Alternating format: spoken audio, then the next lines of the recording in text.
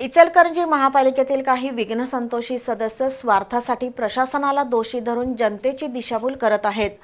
आयुक्तांच्या आक्रमक कार्यपद्धतीला दंडेलशाही संबोधून त्यांच्या बदलीसाठी चुकीचं राजकारण सुरू असल्याचा आरोप आवाडे समर्थक नगरसेवकांनी केला।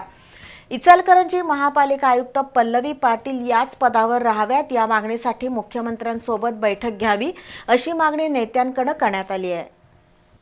इचलकरंजी महापालिकेत भाजप महायुतीचं बहुमत असलं तरी अंतर्गतरित्या आवाडे आणि हळवणकर असे दोन गट पडलेत।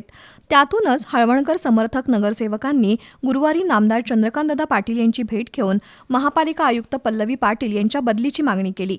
आज आमदार राहुल आवाडे काही कामानिमित्त महापालिकेत आले होते। त्यावेळी आवाडे समर्थक नगरसेवकांनी त्यांच्याशी चर्चा केली।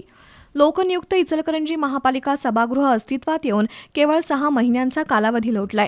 सर्वांना विश्वासात घेऊन आयुक्त आणि प्रशासकीय अधिकारी शहराच्या विकासाला गती देण्यासाठी काम करत आहेत। असं असताना काही विघ्नसंतोषी नगरसेवक स्वार्थासाठी प्रशासनाला दोषी धरून जनतेची दिशाभूल करत आहेत। आयुक्तांच्या आक्रमक कार्यपद्धतीला दंडेलशाही संबोधून त्यांच्या बदलीसाठी राजकारण सुरू झालंय।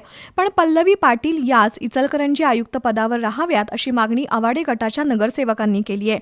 त्यासाठी मुख्यमंत्र्यांसोबत बैठक आयोजित करावी असं साकडं आमदार राहुल आवाडे यांना घालण्यात आलंय। एकूणच इचलकरंजीतील आवाडे आणि हळवणकर गटातील वाद मिटण्याऐवजी वाढतच चाललाय। त्यातून महापालिका आयुक्तांसह अन्य प्रशासकीय अधिकाऱ्यांनाही खेचलं जातंय।